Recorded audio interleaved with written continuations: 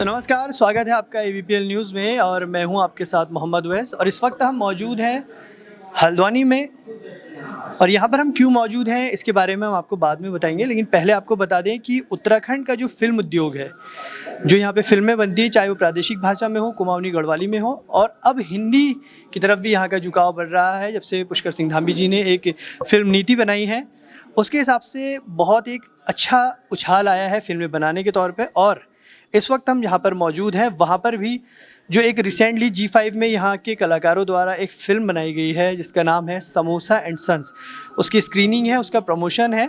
और यहाँ पर हम आपको उन कलाकारों से मिलवाएंगे जिन्होंने उसमें काम करा है, जो मुख्य भूमिका में है, और उस फिल्म के राइटर से भी मिलवाएंगे जिन्होंने वो बहुत ही बेहद ही खूबसूरत फिल्म लिखी है। उस फिल्म में मुख्य कलाकारों में चंदन बिष्टी जी हैं, संजय मिश्रा जी हैं, और भी बहुत से कलाकार हैं, आलोक वर्मा जी हैं, जो बॉलीवुड इंडस्ट्री से ताल्लुक़ रखते हैं, कई फिल्मों में काम कर चुके हैं। तो चलिए मिलाते हैं आपको समोसा एंड सन्स के मुख्य कलाकार चंदन बिष्टी जी से।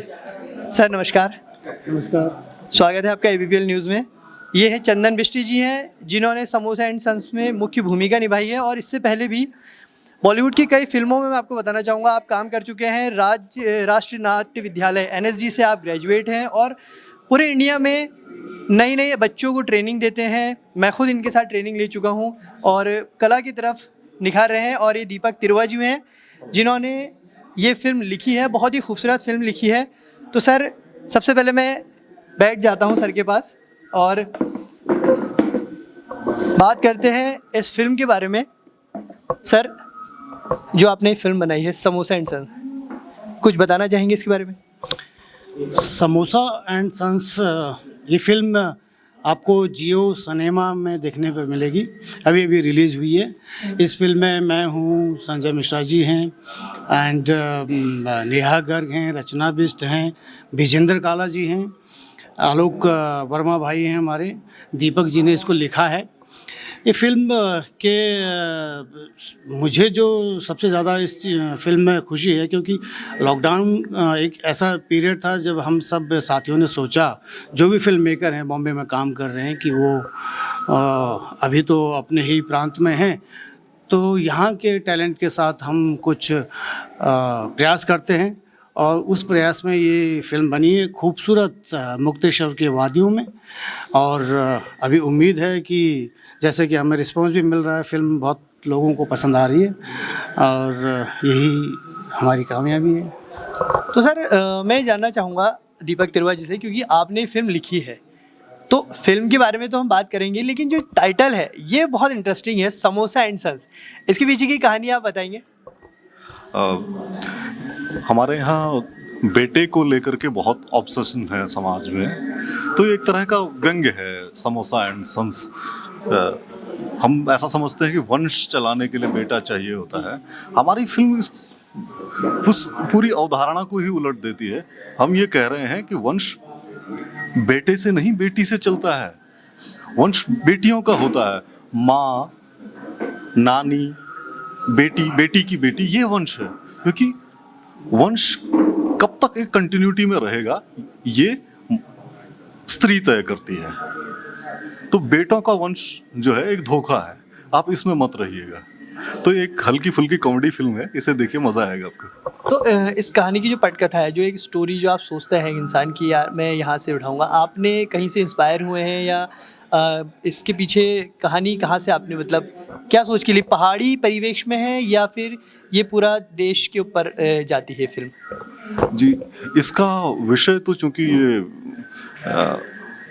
बेटा और बेटी वाला मुद्दा तो पूरा हमारे देश का, दुनिया का ही है, लेकिन इसका परिवेश पहाड़ी है। क्योंकि हम लोगों ने कोशिश की है कि हम लोग जितने बॉलीवुड में काम करने वाले लोग हैं उत्तराखंड से हैं, हम इस जगह को, यहाँ की कहानियाँ, यहाँ के किरदार आ सकें, ये कोशिश की है इस फिल्म में। हाँ, इसमें मैं ये कहना चाहता हूँ कि देखो, कहानी कहीं की भी हो, अब क्या है कि इस फिल्म की जो भाषा है ना वो हिंदी है, तो हम हिंदी में संवाद बोल रहे हैं, कहानी उत्तराखंड की है, परिवेश यहाँ का है, पर वो जो कहानी हम देखेंगे तो वो पूरे हिंदुस्तान में, पूरी दुनिया की कहानी है। हर जगह पर ये चीज़ें होती हैं।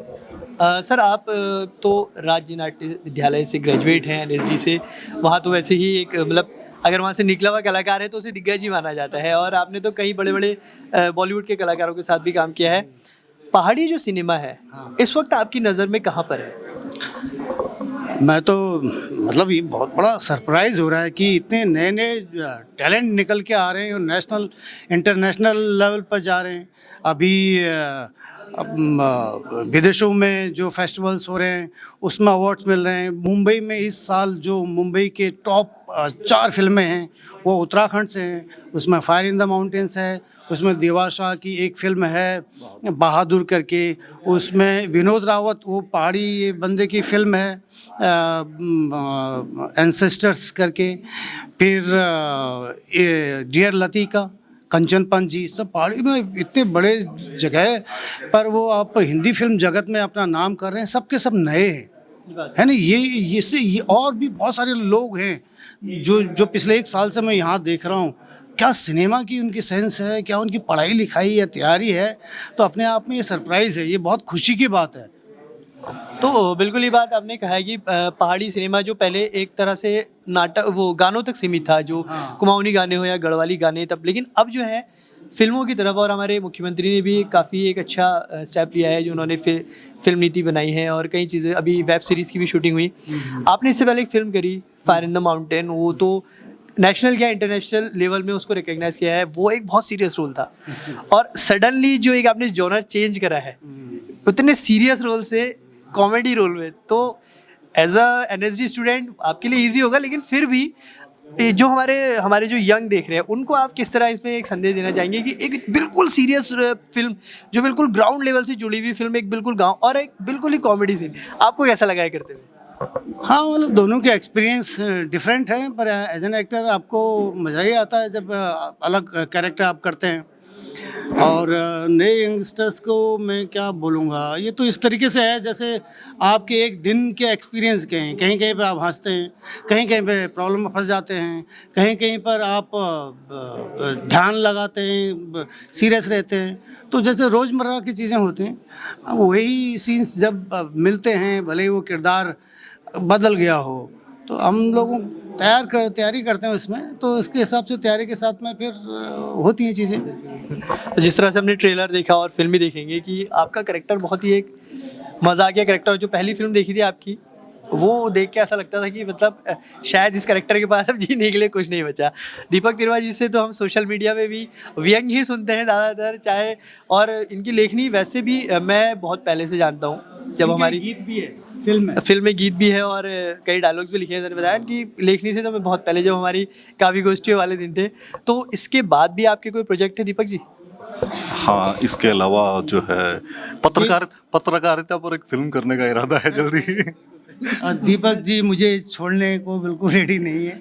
देखो क्या होता है, ये सब चीज़ें तो बनती हैं। हम लोगों ने जो है चंदन सर का बहुत सपोर्ट रहा है जो है, क्योंकि उत्तराखंड से जो है जो आने वाले कलाकार हैं यहाँ के सिनेमा को प्रमोट करने के लिए और नए कलाकारों को आगे लाने के लिए, तो जो है जब हम एकदम शुरुआत कर रहे थे तो हमारी एक शॉर्ट फिल्म करने के लिए भी जो है आप मुंबई से अपने टिकट पर यहाँ आ जाते थे, तो हमने 3 शॉर्ट फिल्में की और उसके बाद एक फीचर फिल्म हम अभी कर पाए हैं।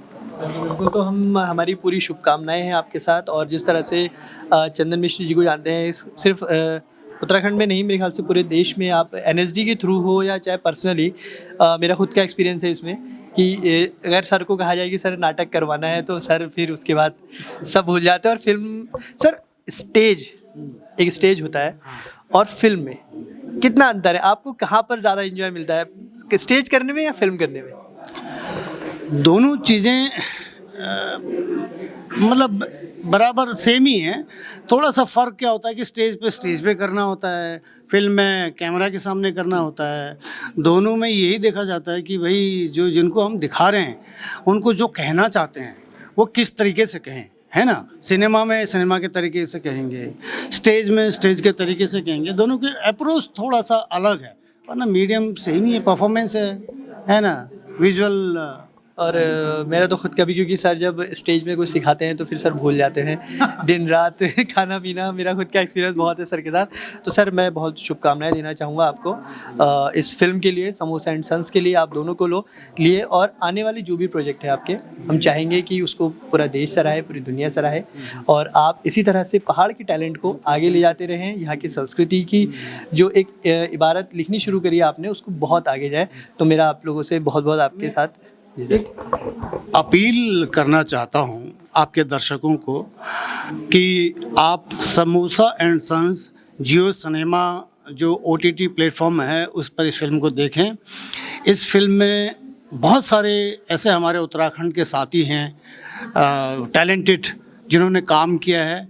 आप अगर देखेंगे तो हमारा उत्साह बढ़ेगा और हम और भी अच्छी अच्छी नई नई कहानियाँ, कभी गुदगुदाने वाली, कभी चुभने वाली, कभी जो अलग अलग जीवन के अलग अलग रंग आपके सामने लाने की हिम्मत कर पाएंगे। दीपक जी, सही कह रहा हूँ? जी शुक्रिया, बहुत शुक्रिया। बहुत बहुत शुक्रिया। तो ये थे चंदन मिश्र जी और दीपक तिरवा जी, और ये अपनी फ़िल्म का प्रमोशन करने के लिए यहाँ आए थे, जिसका नाम है समोसा एंड सन्स। और मैं भी हमारे चैनल की तरफ से आपसे अपील करता हूँ कि ये पहाड़ी परिवेश में बनी हुई फ़िल्म है, पहाड़ों में इसकी शूटिंग हुई है, और ज़्यादातर कलाकार जो है वो हमारे ही उत्तराखंड के हैं। तो आप इसको ज़रूर देखें, और इसी तरह की कहानियाँ लेकर इसी तरह से लोगों को हम आपसे फिर मिलवाते रहेंगे। तब तक आप देखते रहिए ABPL न्यूज़।